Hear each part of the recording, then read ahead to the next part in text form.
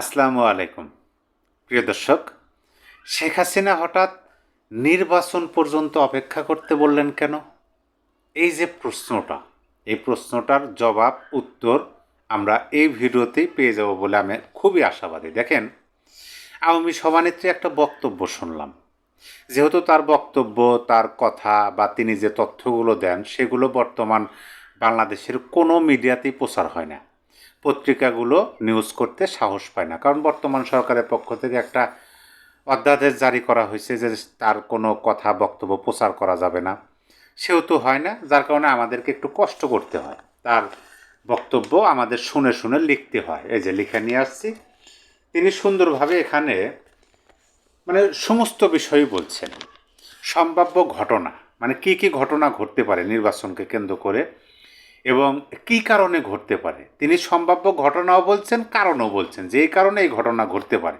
তিনি একটাকে রেখে আর একটাকে ছেড়ে এরকম বক্তব্য দেন না, অতীত থেকেই আমরা শুনে আসছি। এই বক্তব্যের মাঝেও পরিপূর্ণই আমরা পেয়েছি। মূলত আমরা তার এই বক্তব্যটা লাইন ধরে ধরে পড়ব, বিশ্লেষণ করার চেষ্টা করব। তার আগে আপনাদেরকে ছোট্ট করে একটা গুরুত্বপূর্ণ সংবাদ দিই। গুরুত্বপূর্ণ সংবাদ হলো যে, দেখেন, নির্বাচন অতি ঘনে আসছে। 12 তারিখে নির্বাচন। আজকে আমি ভিডিও করতেছি ফেব্রুয়ারি 5 তারিখে।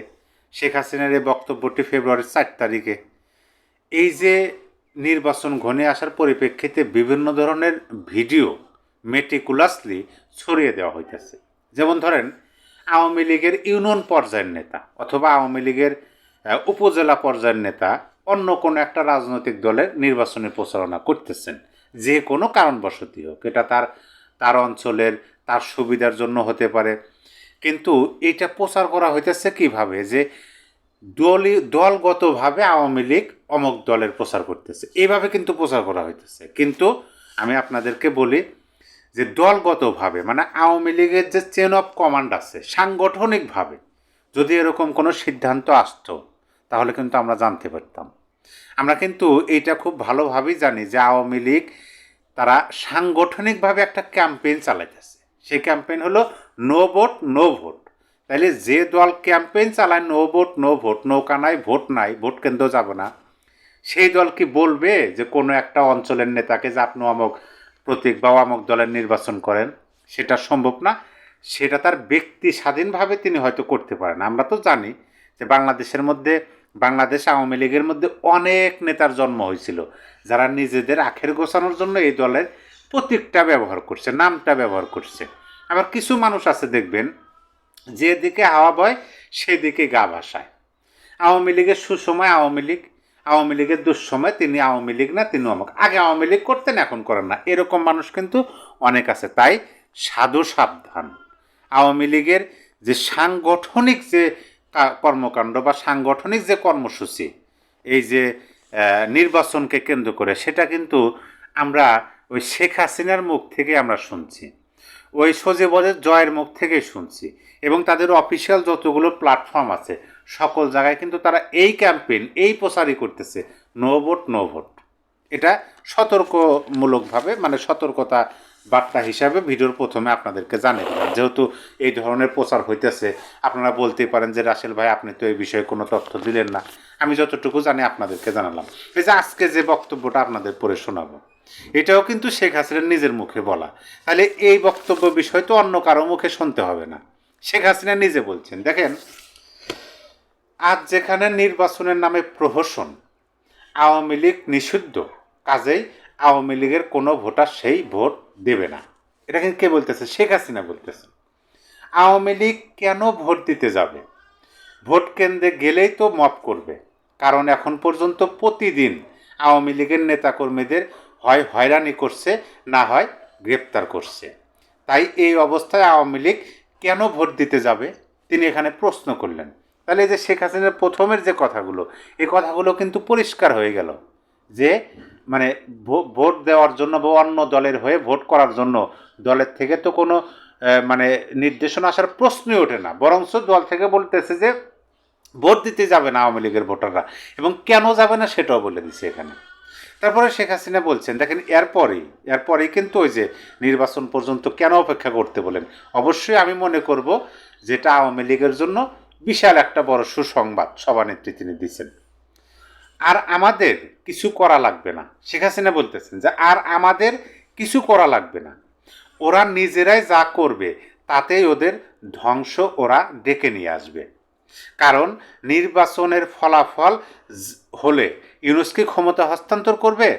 প্রশ্ন কিন্তু এখানে করলেন যে নির্বাচনের ফলাফল হলে ইউনূস কি ক্ষমতা হস্তান্তর করবে, সেটা করে কিনা একটু দেখেন।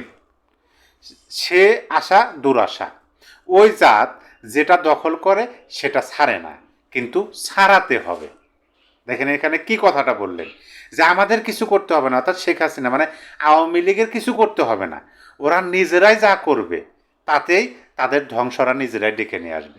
আর নির্বাচনের ফলাফল হলে ডক্টর ইউনূস ক্ষমতা ছাড়বে না তো, এই আশা নিরাশা।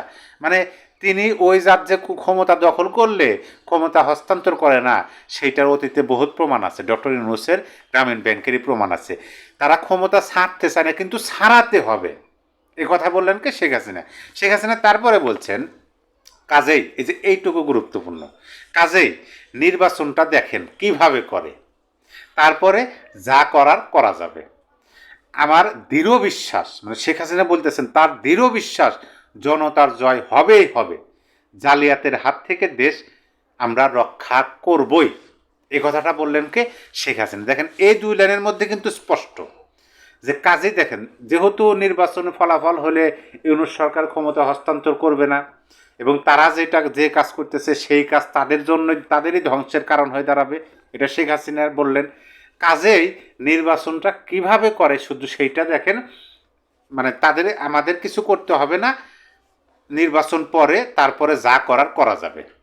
আর শেখ হাসিনার দৃঢ় বিশ্বাস আছে যে জনতার জয় হবে। তাহলে বুঝতে পারলেন কি জন্য নির্বাচন পর্যন্ত অপেক্ষা করতে বলছে।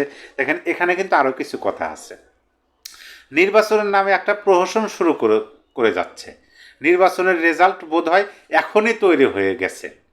তার কারণ আপনারা দেখেন, হ্যাঁ ভোট দেওয়ার জন্য সমস্ত সরকারি প্রতিষ্ঠান সবাইকে ব্যবহার করছে।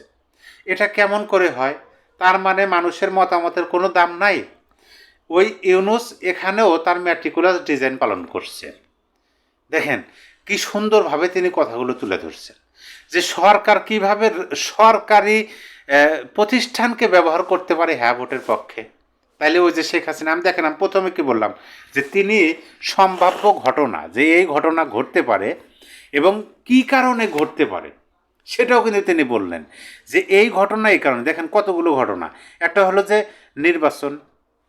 নির্বাচনে আওয়ামী লীগের ভূমিকা কী হওয়া উচিত সেটা বললেন, এবং নির্বাচন যে একটা প্রহসন সেইটা তিনি প্রমাণও দিয়ে দিলেন যে একটা সরকার, যে সরকার নিজেকে নিরপেক্ষ দাবি করে, সেই সরকার কিভাবে সরকারি প্রতিষ্ঠানকে কাজে লাগাতে পারে হ্যাঁ ভোটের পক্ষে। এটা নির্বাচন নামে প্রহসন। তারপরে তিনি আরও অনেকগুলো কথা বলছেন যে এরা তো জবরদখলকারী, এরা তো ডাকাতি করছে, এরা তো ডাকাতি করে ক্ষমতা দখল করছে, এরা তো দখলদার, জালিয়াতি এরা প্রতারক, নানান ধরনের কথা বলছেন। কিন্তু এই যে প্রথমের যে কথাগুলো, এই কথাগুলো আমি মনে করলাম যে খুবই গুরুত্বপূর্ণ আপনাদের সামনে তুলে ধরা। যার কারণে আমি প্রথমেই বললাম যে নির্বাচন পর্যন্ত কেন অপেক্ষা করতে বললেন শেখ হাসিনা। প্রিয় দর্শক, আশা করি আপনারা কেন অপেক্ষা করতে বলছেন এই বিষয়টা আপনারা পরিষ্কার হয়েছেন। তারপরে আমি এক লাইনে একটু পড়ে শোনাই, এক লাইনে নির্বাচন পর্যন্ত কেন অপেক্ষা করতে বললেন। আর আমাদের কিছু করা লাগবে না, শেখ হাসিনা বলতেছে, তা আর আমাদের কিছু করা লাগবে না, ওরা নিজেরাই যা করবে তাতেই তাদের ধ্বংস ওরা ডেকে নিয়ে আসবে। কারণ নির্বাচনের ফলাফল হলে ইউনূসকে ক্ষমতা হস্তান্তর করবে, সেটা করে কিনা একটু দেখেন। সে আশা দুরাশা, ওই জাত যেটা দখল করে সেটা ছাড়ে না, কিন্তু ছাড়াতে হবে। কাজে নির্বাচনটা দেখেন কিভাবে করে, তারপরে যা করার করা যাবে। আমার দৃঢ় বিশ্বাস জনতার জয় হবে, জালিয়াতের হাত থেকে আমরা দেশকে রক্ষা করবই। এই যে এইটুকু কিন্তু কেন অপেক্ষা করতে বলছেন। আর নির্বাচন বিষয়ে কিন্তু প্রথমেই বলছেন যে নির্বাচনের নামে প্রহসন হইতেছে, আওয়ামী লীগের ভোটাররা ভোট কেন্দ্রে যাবে না। যাই হোক প্রিয় দর্শক, বিভিন্ন ম্যাটিকুলাসলি অপতথ্যে বিভ্রান্ত না হয়ে সত্য তথ্যের দিকে অগ্রসর হন। একটা দলের বিষয় যখন আপনি জানতে যাবেন, তখন ওই দলের মূল প্রধান ব্যক্তি কী বলতেছে সেটাই প্রাধান্য দেবেন। আপনার মূল্যবান মতামত গঠনমূলকভাবে কমেন্ট বক্সে জানিয়ে দিতে পারেন। সবাই ভালো থাকবেন। আল্লাহ হাফিজ।